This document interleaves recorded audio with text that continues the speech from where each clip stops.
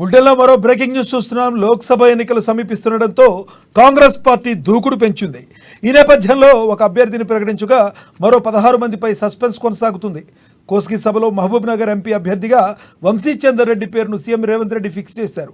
ఇక 16 ఎంపీ స్థానాల్లో అభ్యర్థులు ఎవరనే దానిపై చర్చ మొదలైంది. 16 మంది ఎంపీ అభ్యర్థుల ఎంపికకు సంబంధించి కసరత్తును మొదలుపెట్టారు. బలమైన నాయకులు లేని చోట ఇతర పార్టీల నుంచి వచ్చే వారికి ప్రాధాన్యత ఇవ్వాలని కాంగ్రెస్ భావిస్తున్నట్లు తెలుస్తుంది.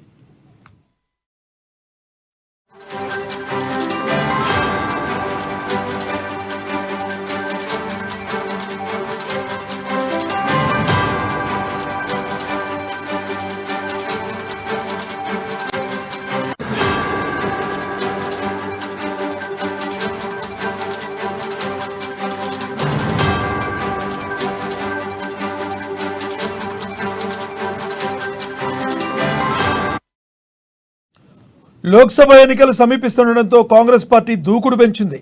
ఈ నేపథ్యంలో ఒక అభ్యర్థిని ప్రకటించగా మరో 16 మందిపై సస్పెన్స్ కొనసాగుతుంది. కోస్గి సభలో మహబూబ్ నగర్ ఎంపీ అభ్యర్థిగా వంశీచందర్ రెడ్డి పేరును సీఎం రేవంత్ రెడ్డి ఫిక్స్ చేశారు. ఇక 16 ఎంపీ స్థానాల్లో అభ్యర్థులు ఎవరనే దానిపై చర్చ మొదలైంది. 16 మంది ఎంపీ అభ్యర్థుల ఎంపికకు సంబంధించి కసరత్తును మొదలుపెట్టారు. బలమైన నాయకులు లేని చోట ఇతర పార్టీల నుంచి వచ్చే వారికి ప్రాధాన్యత ఇవ్వాలని కాంగ్రెస్ భావిస్తున్నట్టు తెలుస్తుంది. ఇదే విషయానికి సంబంధించి మరింత సమాచారాన్ని మా ప్రతినిధి హరీష్ లైవ్ ద్వారా అందిస్తారు. హరీష్, చెప్పండి. ఆల్రెడీ 17 స్థానాల్లో ఒక స్థానాన్ని ఆల్రెడీ కాంగ్రెస్ పార్టీ నేత రాష్ట్ర సీఎం రేవంత్ రెడ్డి ప్రకటించారు. మరి మిగతా 16 స్థానాలు ఎవరనే దానిపై మీ దగ్గర ఉన్న క్లారిటీ ఉందా? చెప్పండి. పార్లమెంట్ ఎన్నికలు సమీపిస్తున్న తరుణంలో ఇప్పుడు కాంగ్రెస్ పార్టీ అభ్యర్థులకు సంబంధించి కూడా స్పీడప్ చేసింది. అభ్యర్థులను ప్రకటించేందుకు కూడా సిద్ధపడుతున్నట్టుగా తెలుస్తుంది. నిన్న ఏదైతే కుస్గి సభలో CM Revanth Reddy AICC general secretary Vamsichandra రెడ్డిని మహబూబ్ నగర్ సంబంధించి ఎంపీ అభ్యర్థిగా కూడా ప్రకటించారు. ఇక మిగతా 16 స్థానాలకు సంబంధించి కూడా ఏదైతే వర్క్ దానికి సంబంధించిన ప్రకటించేందుకు కూడా స్పీడప్ అవుతున్నట్టుగా తెలుస్తుంది. ఎందుకంటే ఇప్పుడు వచ్చే నెల రెండో వారంలో నోటిఫికేషన్ వచ్చే అవకాశం ఉన్నది. కాబట్టి దానికన్నా ముందే అభ్యర్థులను ప్రకటించేందుకు సిద్ధమైంది.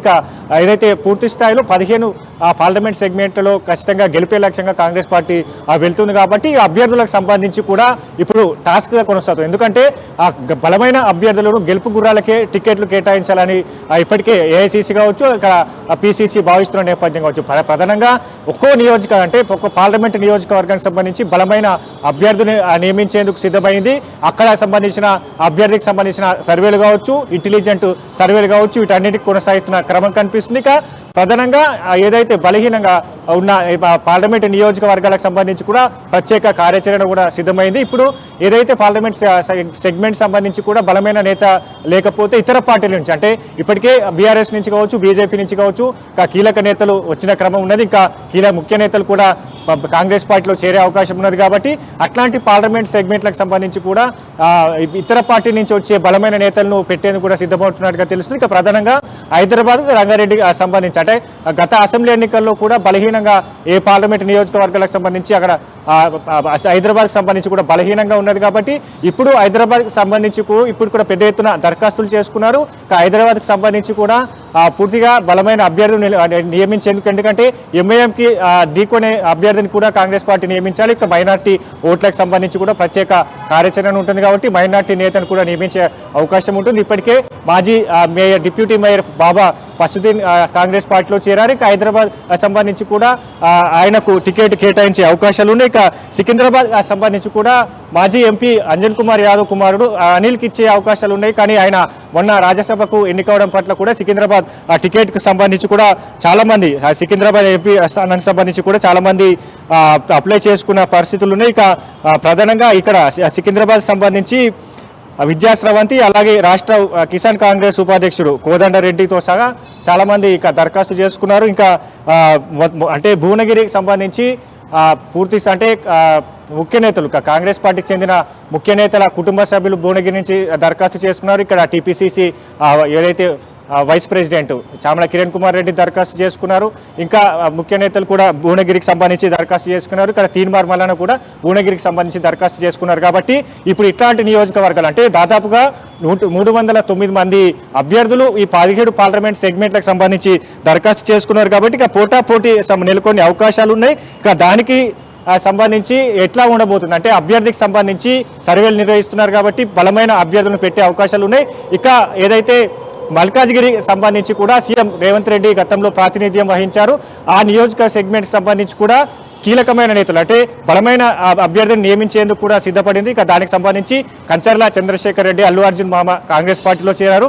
ఆయన మల్కాజ్గిరికి సంబంధించిన టికెట్ ఆశిస్తున్నారు. ఇంకా హరివర్ధన్ రెడ్డి, కాంగ్రెస్ పార్టీ ముఖ్య నేత హరివర్ధన్ రెడ్డి కూడా అక్కడ టికెట్ ఆశిస్తున్న క్రమం ఉన్నది. ఆయనతో పాటుగా చాలా మంది మల్కాజ్గిరికి సంబంధించి కూడా దరఖాస్తు చేసుకున్నారు. ఇప్పుడు ఎలా ఉండబోతుంది అంటే స్క్రీనింగ్ కమిటీ అభ్యర్థులకు సంబంధించి ఫిల్టరింగ్ ప్రక్రియ పకడ్బందీగా చేయబోతుంది. ఇక నిన్న సంబంధించి కూడా ఒక అభ్యర్థిని ప్రకటించారు. ఇక 17 పార్లమెంట్ సెగ్మెంట్లో ఇంకా 16 పార్లమెంట్ సెగ్మెంట్లకు సంబంధించి అభ్యర్థులను ప్రకటించేందుకు కార్యాచరణ కూడా సిద్ధమవుతుంది. ఇక మరికొన్ని రోజులు అంటే వచ్చే 2వ వారంలో ఎన్నికల సంబంధించిన నోటిఫికేషన్ విడుదలవుతుంది కాబట్టి ఈ నెల చివరిన ఈ అభ్యర్థులకు సంబంధించి ప్రకటించేందుకు కాంగ్రెస్ పార్టీ సిద్ధమవుతుంది. ఇక బలమైన అభ్యర్థులకు బలమైన ఇతర బీఆర్ఎస్ బీజేపీ అభ్యర్థులను ఢీకొట్టే విధంగా అభ్యర్థుల ఎంపిక జరగబోతుంది. అభ్యర్థుల ఎంపిక ప్రక్రియ సంబంధించి గత అసెంబ్లీల మాదిరిగానే ఇప్పుడు లోక్సభకు సంబంధించిన అభ్యర్థుల ఎంపిక ప్రక్రియ జరుగుతుంది కాబట్టి ఇంకా ఏదైతే ముఖ్య నేతలు ఇప్పుడు మల్కాజ్గిరి అలాగే సికింద్రాబాద్ వరంగల్ పార్లమెంట్ సెగ్మెంట్ కావచ్చు, ఖమ్మం సంబంధించి కావచ్చు.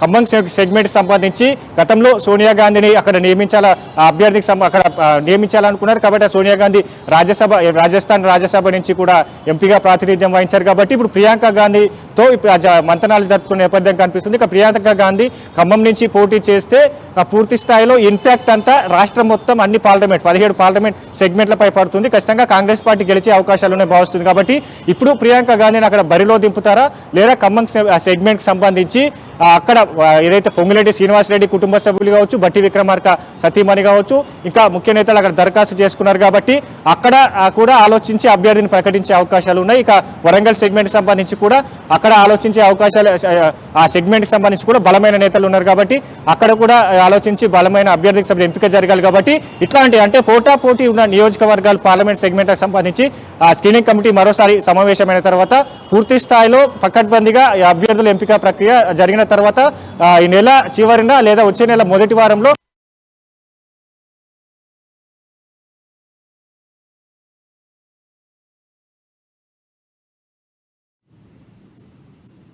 Thank you Harish.